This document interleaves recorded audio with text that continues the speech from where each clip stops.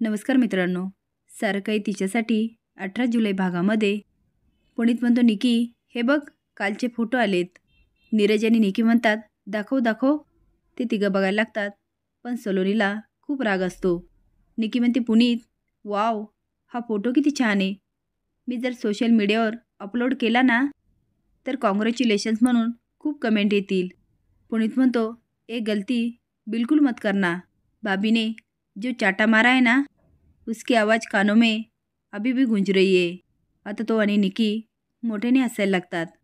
नीरज म्हणतो, चुप बैठना यार, क्यों आग में घी डाल रहा है. तेवढ्यात निशी येते आणि त्यांचं बोलणं ऐकते. पुनीत म्हणतो, ओके फाईन, आगे के फोटो देखो. निशी मनात विचार करते, त्या दिवशी सर म्हणत होते ते बरोबर असू शकतं का. हे तिघंजणं तेवढेच सरगीने वागतात एकमेकाशी. कदाचित पुनीत भाऊजी माझ्याशी वागले असतील. इकडे सगळं सहज स्वीकारलं जातंय. कुणाच्या मनात काहीच नाही. उगीचच मी गैरसमज करून घेतला. बुवा पण चिडल्या माझ्यावर.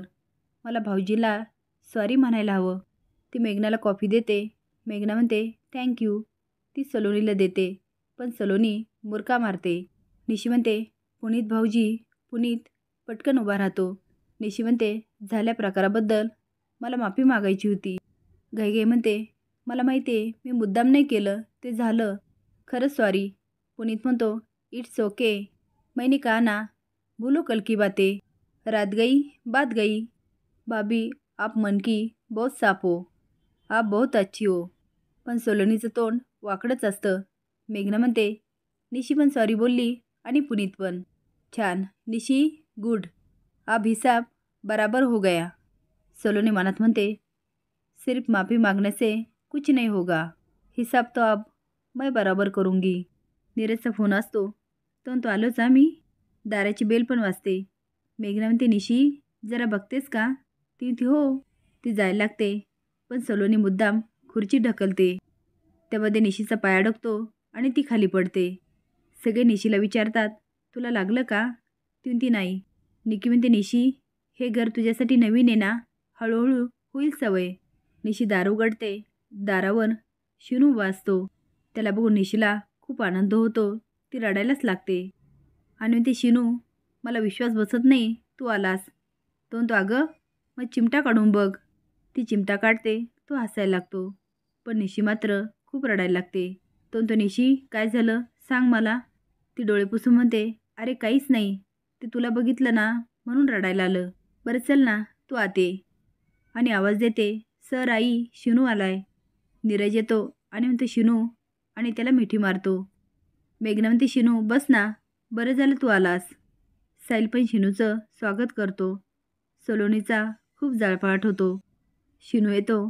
मेघना आणि साहिलला नमस्कार करतो. तो आता बसतो. निशी म्हणते, शिनू मी ओळख करून देते, ह्या सरांच्या आत्या, नाही म्हणजे बुवा. शिनू उठतो आणि नमस्कार करायला लागतो. सलोनी रागात म्हणते, रहने दो, हमारे यहाँ हे सब नाही चलता. तो आता हात जोडतो आणि बसून घेतो. तेवढ्यात पुनीत येतो. आता नीरज त्याला ओळख करून देतो. पुनीत म्हणतो, तुम बहुत थक गए होगे ना, ए लो. आता शिनू ग्लास घेतो आणि पिणार तर त्याला वास येतो. तो घाबरून म्हणतो, हे काय आहे. अहो मी असलं काही घेत नाही.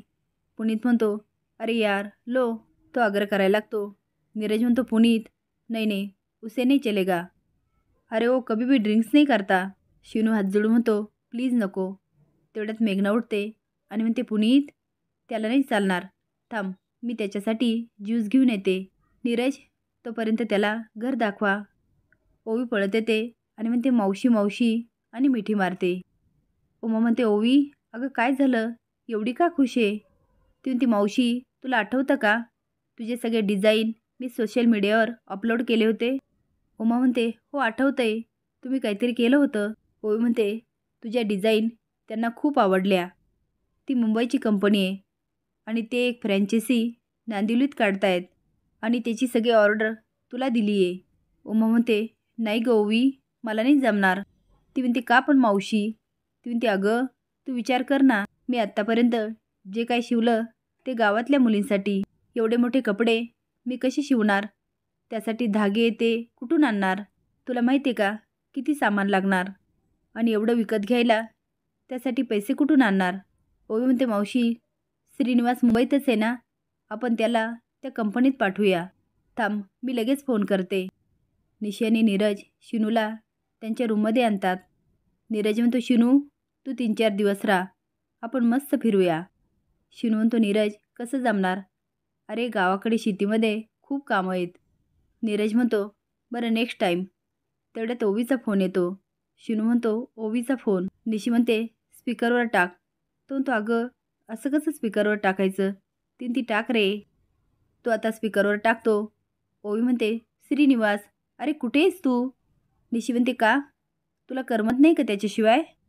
ओवी म्हणते, वाव निशी कशी आहेस तू? निशी म्हणते, मी मस्त आहे. नीरज म्हणतो, ओवी आम्ही बाहेर जाऊया का?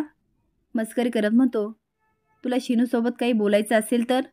ओवी म्हणते, बोलायचं पण आमच्याबद्दल नाही, सगळ्यांनीच ऐका. आता ती मुंबईच्या कंपनीबद्दल सांगते. नीरज म्हणतो, हो तुम्हाला ॲड्रेस सेंड कर, आम्ही जाऊन येतो. ती लगेच करते. नीरज म्हणतो, हे बघ ॲड्रेस आला.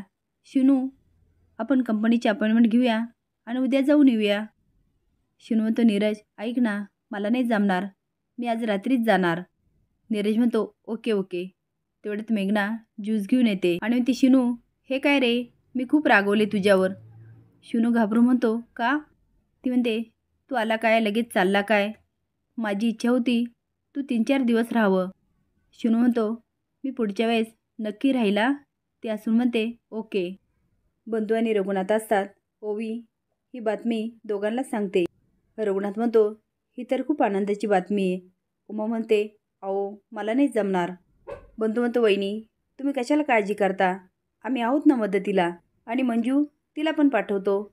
उमा नाही करत असते. रघुनाथ म्हणतो, उमा एवढी मोठी संधी परत परत येत नसते आणि तुमच्यामुळे गावातील 4-2 बायकांना कामं पण मिळतील. ओवी म्हणते, एक्झॅक्टली. आता श्रीनिवास काय न्यूज घेऊन येतो ते बघूया. आणि मावशी तू काळजी करू नको. अगं तुझं हे काम सुरू झालं ना, इंडस्ट्रीजमध्ये तुझं नाव होईल आणि उमा खोतांना सगळीकडे सगळे ओळखतील आणि तू आयडल होशील. बंधू म्हणतो, आयडल? दादा तुला माहिती आहे का आयडल काय आहे? रघुनाथलाही सांगता येत नाही, तो फक्त हसतो. ओवी म्हणते, आयडल आयडल आता काय सांगू? हां आयडल म्हणजे आदर्श. बंधू हसून म्हणतो, आदर्श? आयडल आयडल चांगला आहे आयडल. आता मात्र रघुनाथ पण हसायला लागतो आणि कौतुकाने उमा आणि ओवीकडे बघतो. उमा स्माईल करते पण गोंधळून गेलेली असते.